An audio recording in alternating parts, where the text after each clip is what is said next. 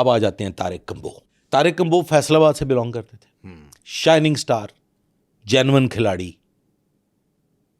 बहुत जल्दी इंस्पेक्टर, और फिर कहते हैं बड़े ज़हीन आदमी थे, बहुत ज़हीन, पढ़े लिखे। इस वक्त उनका एक बेटा माशाल्लाह शाहजेब तारिक कंबो, वो इंस्पेक्टर है, और माशाल्लाह उनकी बेटी जो है उसने CSS किया, सिविल सर्विस में गई है। तारिक कंबो वो शख्सियत हैं जिनको सेक्टेरियन टेररिज्म के अगेंस्ट चुना गया। हाँ, ये वो दौर था जब सिपा साहबा और दीगर लश्करी जंगवी वगैरह। एग्जैक्टली। तारिक कंबो ने अनगिनत एनकाउंटर्स किए हैं। ठीक है। एनकाउंटर स्पेशलिस्ट, जो एनकाउंटर स्पेशलिस्ट का जो नाम है ना, वो 2-3 लोगों को ही मिला है। ये नवीद सईद को नहीं दे सकते। नवीद सईद को आप एनकाउंटर स्पेशलिस्ट, ये आबिद बॉक्सर का है, आशिक मार्थ का है, Tariq combo encounter specialist. Tariq combo ने, आपको एक वाकया याद दिला दूं कि रायवन रोड पे एक कॉन्वॉय पे पुल के नीचे बम रखा गया था। बिल्कुल बिल्कुल बिल्कुल ऐसे नवाज शरीफ साहब का कॉन्वॉय था, रियाज बसरा की जानिब से वो कोशिश थी, वो भी तारिक कंबो के क्रेडिट में है। वो सारा, वो भी एनकाउंटर हुए। फाइनली अब तारिक कंबो आ गए ज़ेरे अताब, डिपार्टमेंट डिसोन कर गया। उनको तू कौन है? ये वो वक्त है सर जब तारिक कंबो को थ्रेट्स मौसूल होने लगी। किसकी तरफ से? ये वही सेक्टेरियनिज्म जब था, और उन्हें बताया गया कि तुम्हें अगले 7 दिनों में हलाक कर दिया जाएगा। और ये DSP थे तब? ये DSP थे। तारिक कंबो को खुद भी अंदाजा था। 2 हुफ्फाज थे, हाफिज़े कुरान, उनका एनकाउंटर था।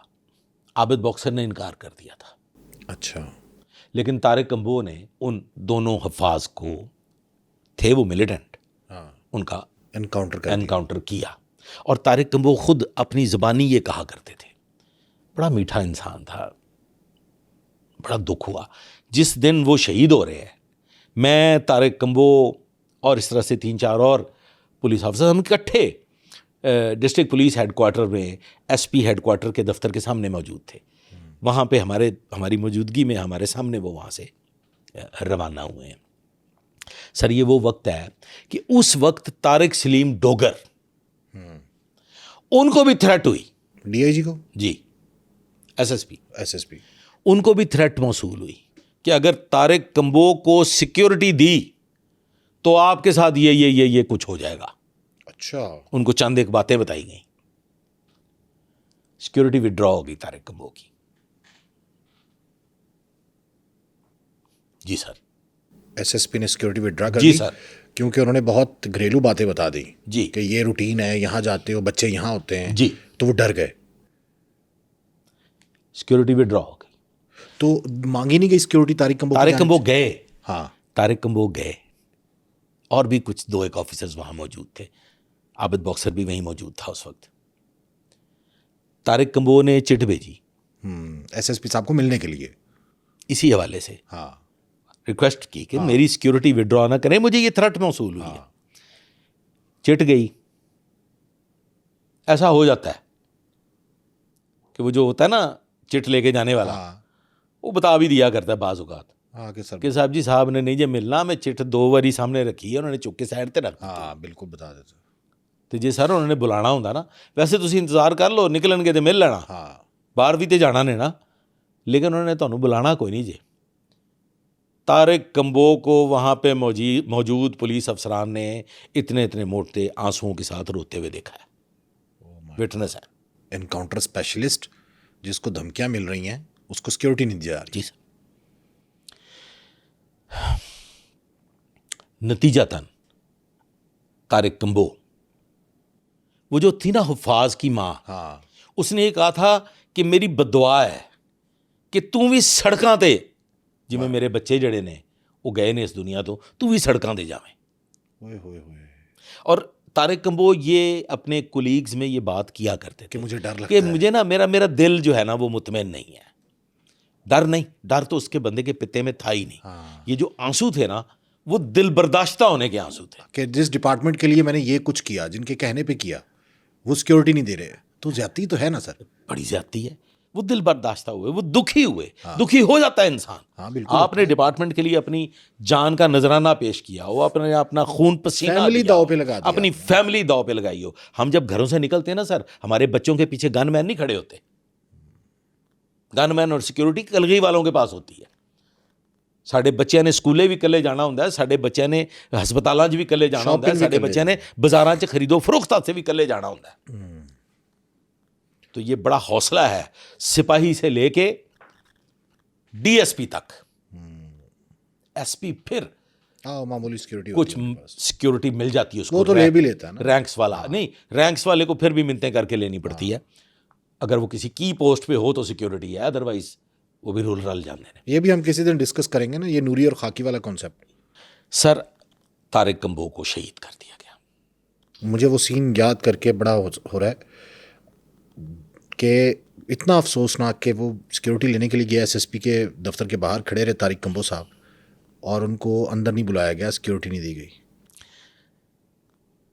बहुत बड़े बड़े एनकाउंटर्स करने वाला तारिक कंबोह बिलाखिर सितम ज़रीफ़ी डिपार्टमेंट ने एक तरह से डिसोन कर दिया, सिक्योरिटी विड्रॉ कर ली। और फिर उनका बेटा उसी डिपार्टमेंट में मौजूद है। उनका बेटा उसी डिपार्टमेंट में मौजूद है, लेकिन यकीनन उसने बहुत सबक हासिल किए होंगे। बहुत, उसने अपनी हदें मुतय्यन कर ली होंगी। उसने अपनी हदें भी मुतय्यन कर ली, और मेरे साथ उसने कुछ काम किया हुआ है शाहजेब ने। हमने कुछ एक लॉ एंड ऑर्डर, कुछ एक सिक्योरिटी ड्यूटीज़ इकट्ठे की हैं। बड़ा खूबसूरत बच्चा है, लेकिन F-16 की तरह सीधी 90 डिग्री परवाज़ नहीं करता। ये आपने सिखा दिया होगा उन्हें कि बड़ा नहीं सोच समझ के कदम नहीं सर, उसके साथ जो हादसा पेश आ गया ना, बहुत कुछ सिखा देते हैं। जिस बच्चे का बाप ने भी नसीहत की होगी ना, यकीनन की होगी, जाहिर है। तो वो शाहजेब तारिक कंबोह उन एक्टिविटीज़ में अब यानी डीएसपी तारिक कंबोह को भी डिपार्टमेंट ने सिक्योरिटी नहीं दी। इस वजह से उनकी डेथ हो गई। अब सर इसके बाद आ जाते हैं करामत भट्टी साहब, एनकाउंटर स्पेशलिस्ट। अच्छा, ये भी एनकाउंटर स्पेशलिस्ट है। ये कौन से दौर हैं सर? ये वो दौर है, राना मकबूल साहब का दौर है, अहमद रज़ा ताहिर साहब का दौर है, हाजी हबीबुर रहमान साहब का दौर है, फतावा मौजूद है। उमर विरक भी इनमें एक बड़ा करैक्टर है, बहुत बड़ा करैक्टर है। उमर विरक भी इसी ऑल्दो उमर विरक साहब के क्रेडिट पे पर्सनली फिजिकली एक भी एनकाउंटर नहीं है। उनकी टीम्स ने सैकड़ों नहीं हजारों बड़ी बड़ी कार्रवाइयां की हैं, बड़े बड़े नामी ग्रामी गैंग्स अरेस्ट किए हैं, बड़े बड़े डाकू पकड़े हैं, बड़े बड़े डाकू पकड़े हैं। ऐसे बड़े बड़े नाम उनके क्रेडिट पे हैं कि आप यू नेम द डैकॉइट जो उमर विरक की टीम ने अरेस्ट ना किया हो। फ़याज़ टुंडा, बशीर नियाजी वगैरह, ये सारे, राना हसीब, ये सब उनकी टीम का हिस्सा थे। ऑल्दो उनके अपने क्रेडिट पे ज़ाती तौर पे एनकाउंटर नहीं है।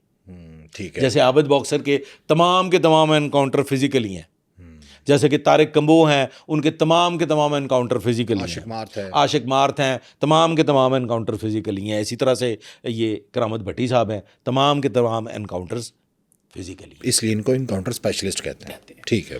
भट्टी साहब, करामत भट्टी साहब कांस्टेबल भर्ती होते हैं और बेशुमार एनकाउंटर्स आबिद बॉक्सर के साथ भी ये रहे, मंजूर नज़र थे।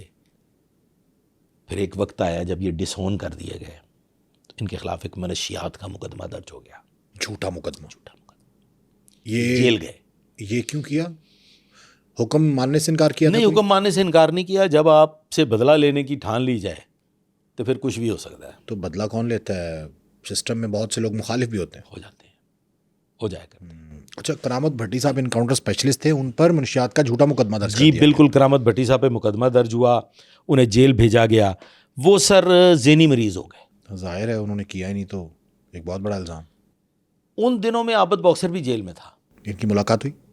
आबिद बॉक्सर ने तो उनको बचाया, वरना वो शायद जेल में खुदकुशी कर लेते। क्या गपशप हुई मुलाकात में? मुलाकात के दौरान बस वो कहते हैं कि जी वो ज़हनी तौर पे इतने अपसेट हो चुके थे, इतना उनको वो मतलब ज़हनी दबाव में थे इतने प्रेशर में थे कि समझ नहीं आती थी कि ये बचेंगे कि नहीं बचेंगे।